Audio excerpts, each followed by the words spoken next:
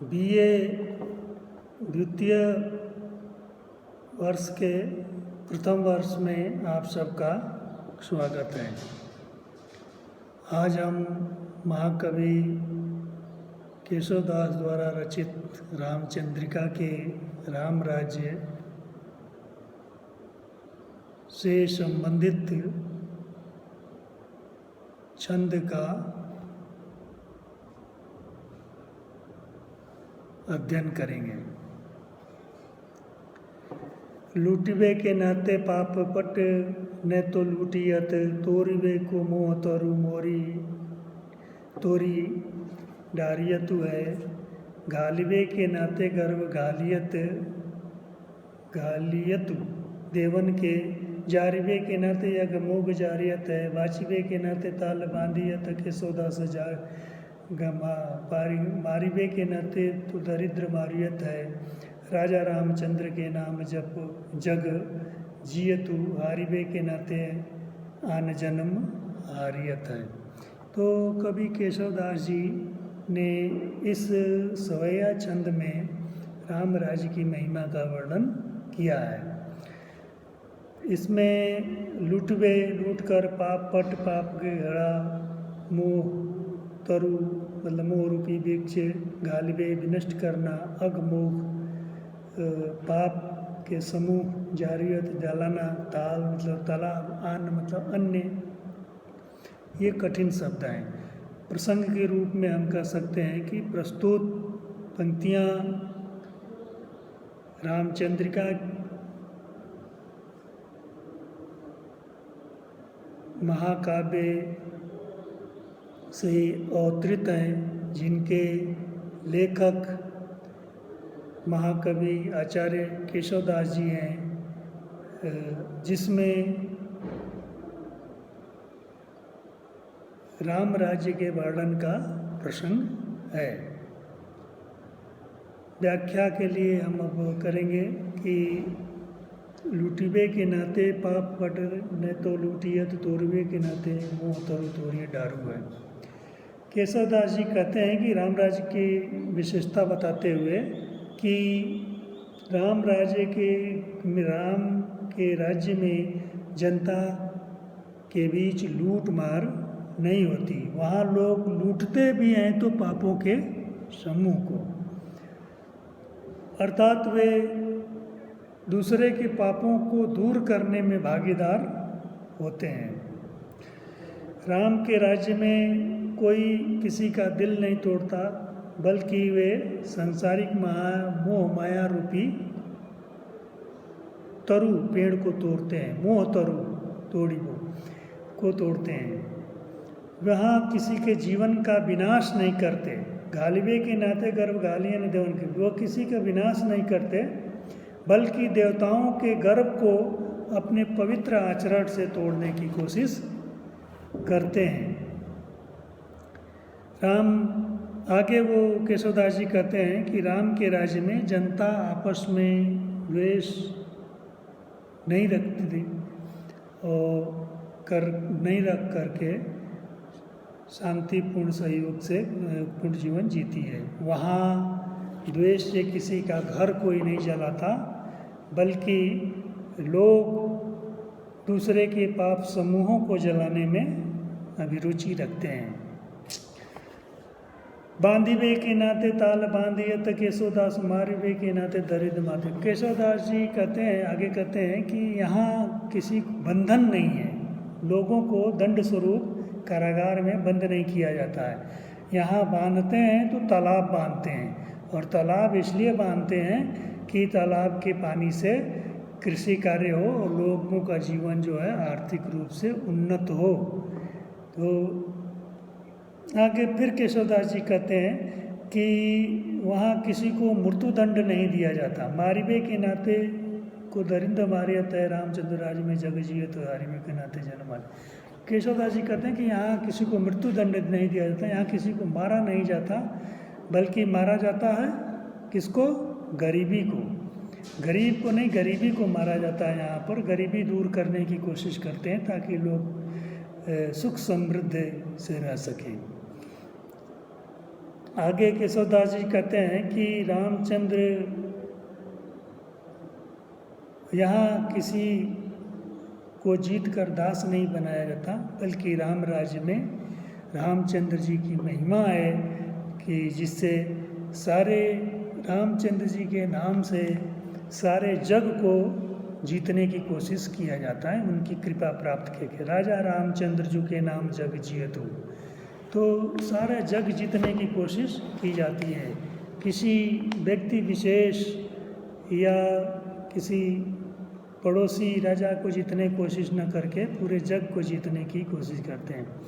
अर्थात राम राज्य में कोई किसी से हारता नहीं, कोई किसी से जीतता नहीं, और कोई हारता है, हराना है किसी को, तो लोग जो है जन्म को हराते हैं, क्योंकि इस जीवन का लक्ष्य ही है कि आवागमन जीवन और मृत्यु से जीव को मुक्ति पाना। तो भगवान रामचंद्र की कृपा, उनके नाम स्मरण, उनकी भक्ति, उनकी अनुकंपा से यहाँ का नागरिक जन्म मरण के बंधन से छूट जाता है। अर्थात रामचंद्र जी के नाम स्मरण से कोई व्यक्ति ऐसा नहीं बचता जो जीवन के बंधन से मुक्त न हो जाए। वह प्रक्रांतर से वह जो है बार बार जन्म लेने की प्रक्रिया को हरा देता है वो, अर्थात मोक्ष उसे प्राप्त हो जाती है। जब जीव को मोक्ष प्राप्त होगी तो फिर पुनर्जन्म की बात रह ही नहीं जाएगी।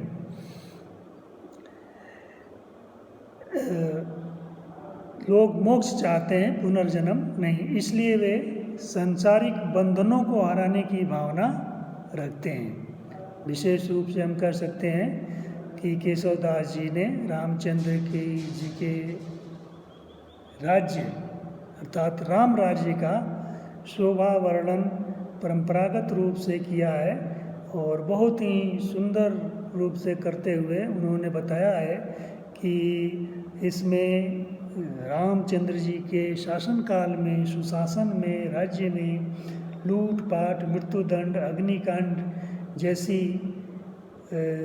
दुनियावी बातें नहीं होती हैं।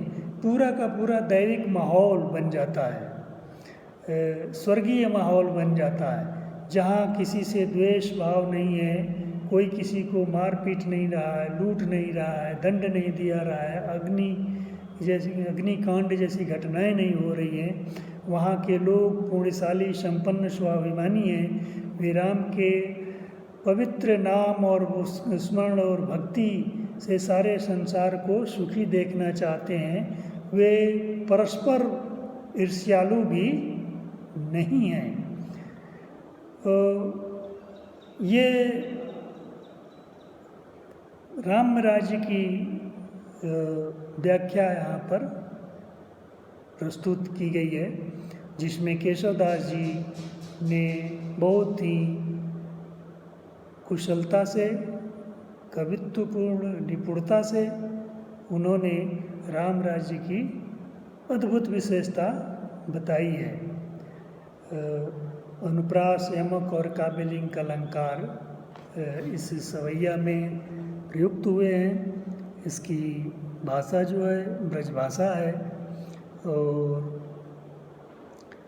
ये जो राम राज्य प्रस्तुत करने की परंपरा है, हम के ये आचार्य केशवदास जी ने इसको परंपरा में ग्रहण किया है। तुलसीदास जी, क्योंकि हम देखते हैं कि तुलसीदास जी, गोस्वामी तुलसीदास जी ने रामचरितमानस में राम राज्य की कल्पना की है, जहाँ वो कहते हैं कि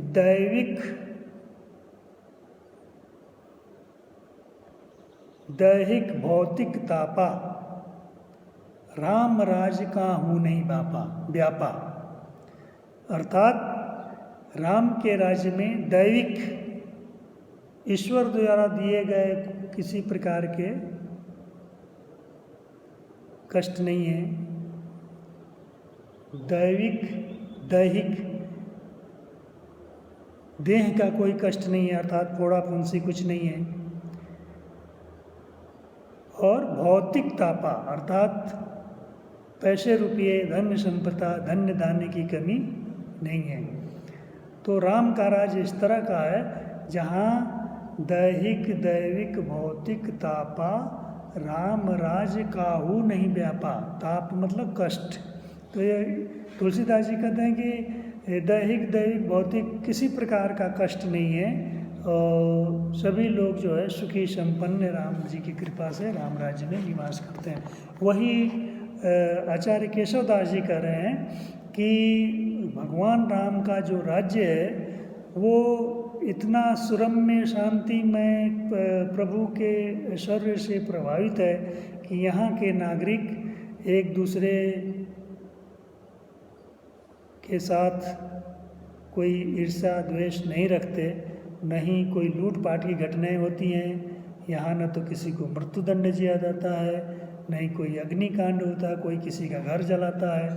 तो कहने का तात्पर्य ये है कि सभी लोग सुख शांति और साहचर्य और सह अस्तित्व के साथ राम राज्य में निवास करते हैं।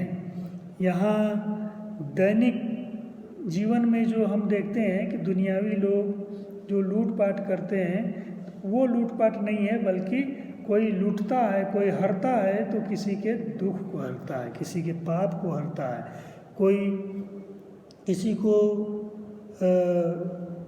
तोड़ना है, मारना है तो किसी को दिल को, किसी को वचन से दुख नहीं देता, बल्कि वो उसके मोह रूपी तरु को, पेड़ को मतलब कि नष्ट करने की कोशिश करते हैं दूसरे को। तो कोई नीचा किसी को नहीं दिखाता, बल्कि अपने आचरण से देवताओं को जो है, देवताओं के अंदर ग्लानि पैदा कर देते हैं यहाँ के लोग। इतने उच्च उदात्त चरित्र के लोग हैं। कोई किसी का घर को नहीं जलाता, बल्कि जलाता है तो उसके पाप जलाते हैं, उसके बुरे कर्म को जलाते हैं। कोई यहाँ किसी को कोई राज्य द्वारा कोई दंड नहीं देता, कोई किसी को बंधक नहीं बनाता। कोई बनाता है तो तालाब बनाता है, जिससे कि सारा समाज, गांव समाज मिल करके उस तालाब के पानी से संपन्न कृषि कार्य कर सके और संपन्न हो सके। तो कोई किसी से मारपीट नहीं करता, कोई मारता है तो किसको मारता है? गरीबी को। लोग एक दूसरे को मदद करके गरीबी को हराने की कोशिश करते हैं। तो राजा रामचंद्र जी के राज्य में, ऐसे राज्य में रामचंद्र जी के नाम से जो नागरिक हैं वो पूरे जग को जीतने की क्षमता रखते हैं अपने उज्जवल उत्कृष्ट चारित्रिक विशेषताओं के कारण। केशवदास जी कहते हैं कि लोग हारते हैं, हराते हैं, लेकिन किसको हराते हैं? जन्म मरण की प्रक्रिया को हराते हैं। जन्म मरण का आवागमन का जो है कि जीव जन्मता है, मरता है, फिर जन्मता है, तो जन्म लेने की प्रक्रिया और पुनर्जन्म की प्रक्रिया को परास्त करके यहाँ के नागरिक मोक्ष को प्राप्त करते हैं। इस प्रकार से विभिन्न संदर्भों में व्याख्यायित करके